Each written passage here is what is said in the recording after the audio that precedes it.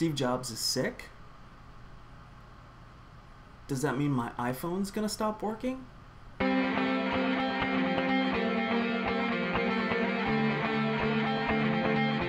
Hello, it's Thursday, January 15th, 2009. I'm John Pachkowski, and this is Digital Daily.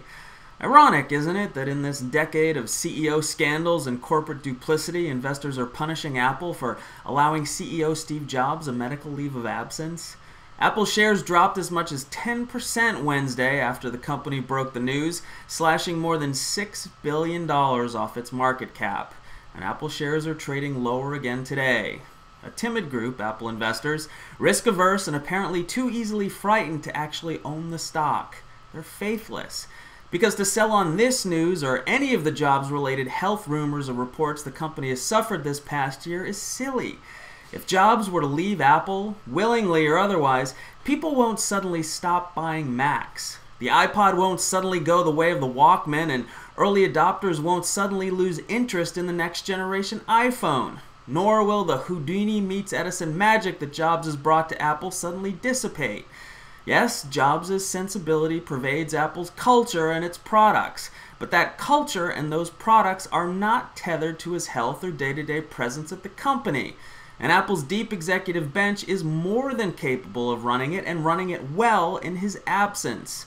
Apple will endure, with or without Steve Jobs. There will be a post-Jobs era, and whether it begins this year or 20 years from now is of little consequence. So if you've sold your Apple shares on any of these Jobs health reports, well, you won't be watching them spike when the company announces the next iPhone or reports another blowout quarter, will you? Well, talk about fortuitous timing. With the news wires full of stories about Apple and all media attention focused on CEO Steve Jobs, his health, and his medical leave of absence, Motorola on Tuesday said it's laying off 4,000 workers in 2009, with 3,000 of them in the company's flagship mobile phone division. With handset sales in a near-death spiral, Motorola must further slash spending to prevent losses from overwhelming its other businesses. Sadly, every cut to the wireless unit makes it even harder to turn that business around. Rumors of significant job cuts at Microsoft have been circulating for weeks now, dismissed often as not as specious. How could the software giant retrench like that? The company's never had major layoffs in its 34-year history. Well, it's looking more and more like it's about to.